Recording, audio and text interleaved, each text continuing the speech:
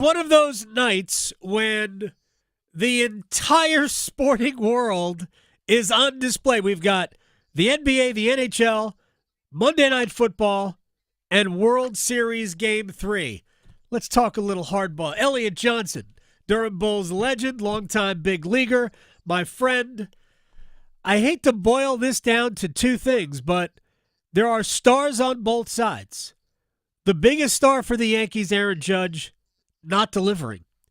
Freddie Freeman, hobbling, looking like Kurt Gibson circa 1988, delivered the walk-off grand slam and a big home run in Game 2.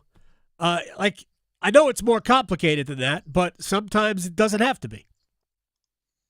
Well, and how about Tommy Edman, too, coming out of nowhere? I'd really rather not talk about Tommy Edman. Yeah. So the Dodgers have guys on their team. Their roster is so deep that Tommy Edman just sneaks up on you, and he's a good player. Yeah. Kike's had some really good ABs. Max Muncy's been really good. Teoscar Hernandez has had some big swings. I think they've been expecting a lot of Teoscar because he's in the heart of the order every single game. Chris Taylor's been kind of on the bench. I think the Dodgers just have a more, and this was the whole problem with the Yankees is how top heavy they were. And so you're right, Adam. So the reason why the Yankees aren't winning is because Aaron Judge has done almost nothing. And if you're that top heavy, and in fairness, he had one of the best offensive years of all time this year. True. And doesn't perform, then basically where he goes is where they go. And because he's been in the toilet, unfortunately, the Yankees have been there. Yeah, he's 1 for 9 with 6 strikeouts, no walks. So he's not even getting on base. During the regular season, even when he wasn't smacking home runs all over the place, he was still doing a lot of things to help his team. That has not happened. I had no problem. Let's go back to real quick to Game 1. I had no problem with the Yankees walking Mookie Betts to get to Freddie Freeman. It was a lefty on the mound and Nelson Cortez. First base was open. The run on first base, Mookie Betts didn't mean anything. So I had zero problem with it. Freddie Freeman was he guessed right, was waiting for a certain pitch, got it, and crushed it. Well, look, give Alex Verdugo some credit for making that play.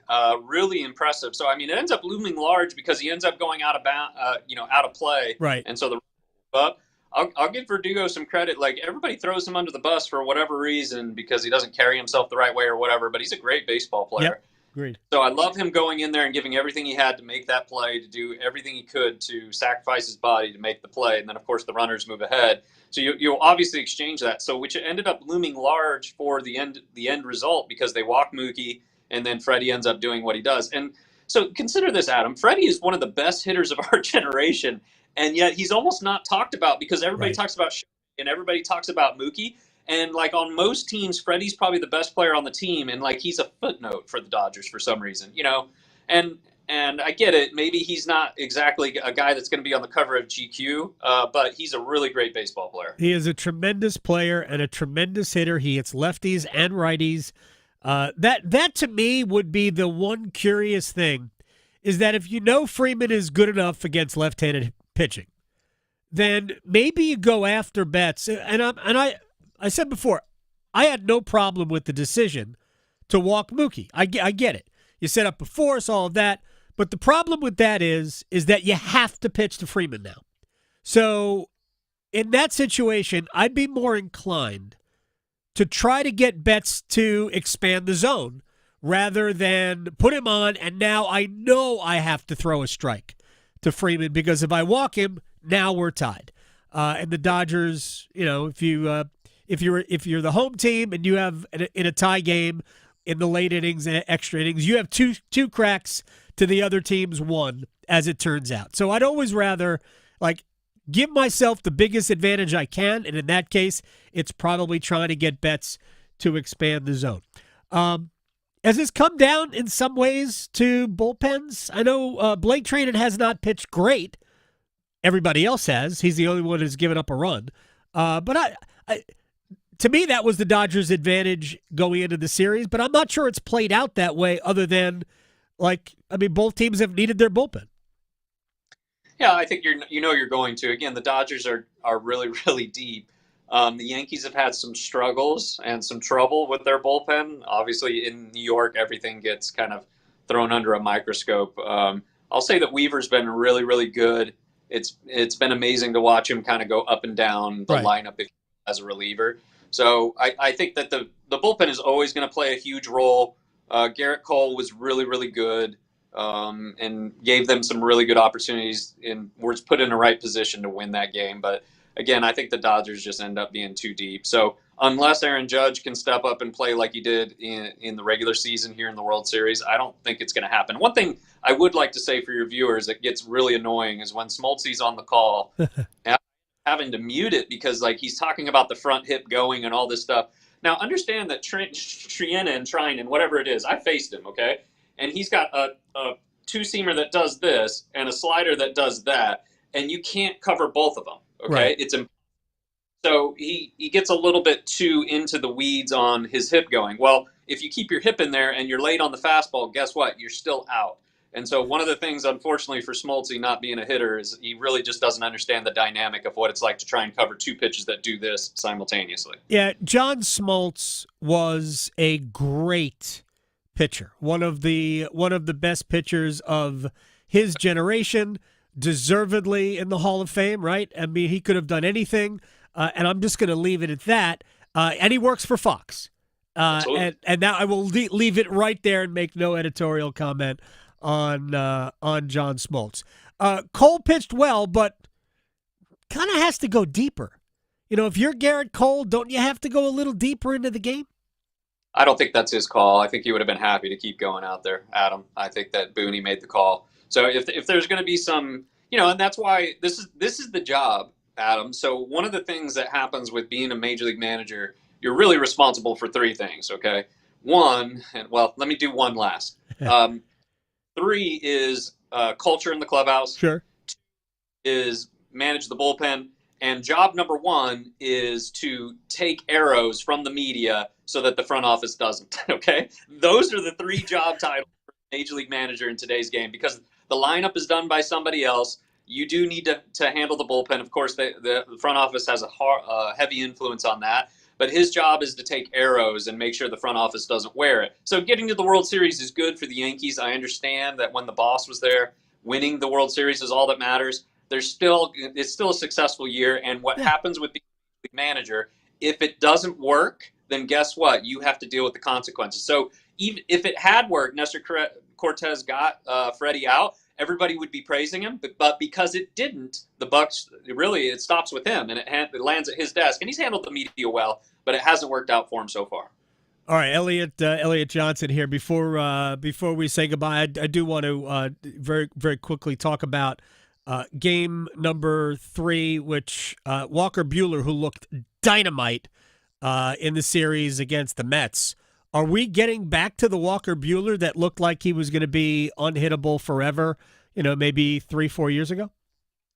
Yeah, I mean, it just takes a little while for him coming back from the injury. So if he has the confidence to let it loose, and it looks like he does, and it looks like he's developed a new sweeper, so I think that he's probably going to be the guy of old. I mean, he's hungry and he's ready to prove himself because when you come back from an injury like that, you're always worried about in the back of your mind, am I ever going to get back to being me? And I think now he's finally healthy again and he's cutting it loose and just letting it fly. He's throwing that thing as hard as he can. He's throwing his fastball as hard as he can.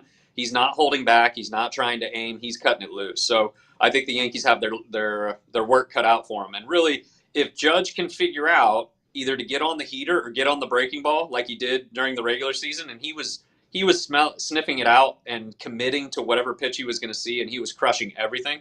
If he gets back on track, the Yankees are on track. If they don't, it's over. Dodgers are going to do it. Yeah, and I think the Yankees can win 2 or 3 in the Bronx and drag it back to L.A., but I think the Dodgers are ultimately I picked the Dodgers in 6. I think they're ultimately going to win the series. One more quick thing, because the little things sometimes become the big things.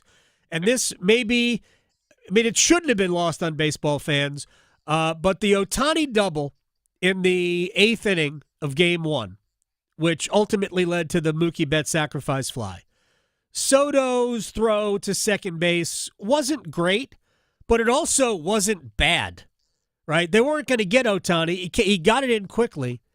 I don't know if it was Volpe or was it Torres at second base who really misplayed that ball and then was nonchalant going after it. Ohtani just stood there for a second and then realized, wait a second, they're giving me third. And he took the base. The error was charged to Soto. To me, that error is on whoever took the throw. That's who the error should be on, because the throw, they were never going to get it out.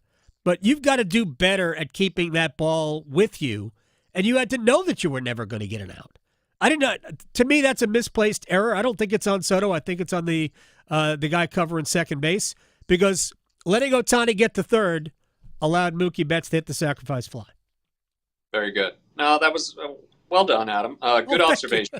Yeah. Yes, the middle infielders need to do a better job of knowing when to smother it. I'll say this, though, and I'll give you a different analogy. When there's a stolen base and the middle infielder's covering on a throw from the catcher, you are expected to scoop and tag simultaneously, okay? Right. If the ball goes to center field, then sometimes you're making that judgment call. The problem is we're in the World Series, and so these things get magnified, right? So, yes, the middle infield needs to do a better job of making sure that they can smother it and not allow them to get a base, because it did make Mookie's job really easy just to hit that sac fly to center. So you're correct. It is appropriately an E9, yes, because it was a shortstop. However, the middle infielder needs to do a better job, especially in the big leagues. You're expected to be able to know how to do that, and the surface in LA is unbelievable, Adam. So they should be able to know and anticipate how that hop is going to come up, but they didn't, and here we are. All right, for a second there, I thought as a middle infielder, you might have been caping up for middle infielders, but I think we're on the same page here. Elliot Johnson joining us on the Adam Gold Show. All right, enjoy game number 3 and 4 tonight and tomorrow. Maybe we'll have a game 5. I suspect we will. Appreciate your time as always. Pleasure as always, Adam.